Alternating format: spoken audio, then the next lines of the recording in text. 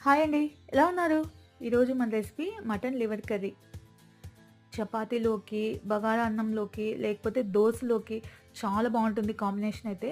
So, ప్రాసెస్‌లోకి వెళ్ళిపోదాం. నేనిక్కడ అరకిలో మటన్ లివర్ అయితే తీసుకున్నాను.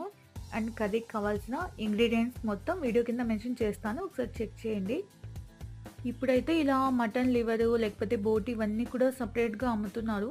నాకు తెలిసి మా చిన్నప్పుడైతే అండి మటన్ తీసుకుంటే అందులోనే అన్నీ మిక్స్ చేసి ఇచ్చేవాళ్ళు.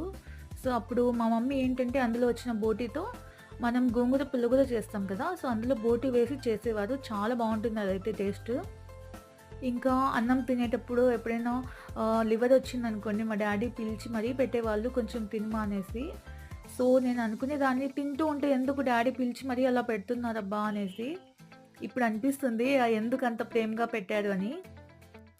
ఇంకా ఏమన్నా ఫ్రూట్స్ తెచ్చినా, లేకపోతే ఏదైనా స్నాక్స్ తెచ్చినా కూడా ఫస్ట్ నాకే ఇచ్చేవాళ్ళనమాట.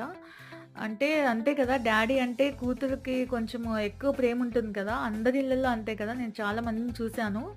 సో, కూతుర్ని కొంచెం ఎక్కువ గారాబంగా చూసుకుంటారు. ఇంకా అమ్మ వాళ్ళందరూ అబ్బాయిలనే కదండీ! అంటే కొడుకు మీద కొంచెం ప్రేమ అంటాం కదా! సో, మీ ఇంట్లో కూడా ఇంతేనా?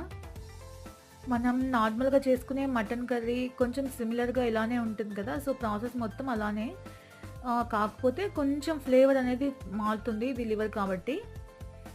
ఇంకా కొంతమంది దీంట్లో ఇడ్లీ కూడా ప్రిపేర్ చేసుకుంటారండి. ఇడ్లీకైతే కొంచెం బానే ఉంటది కానీ, ఇంకా చపాతీ, దోస అయితే ది బెస్ట్ కాంబినేషన్ ఇది. సో, చూస్తున్నారు కదా! మాటలోనే మనకి కర్రీ అనేది రెడీ అయిపోతోంది.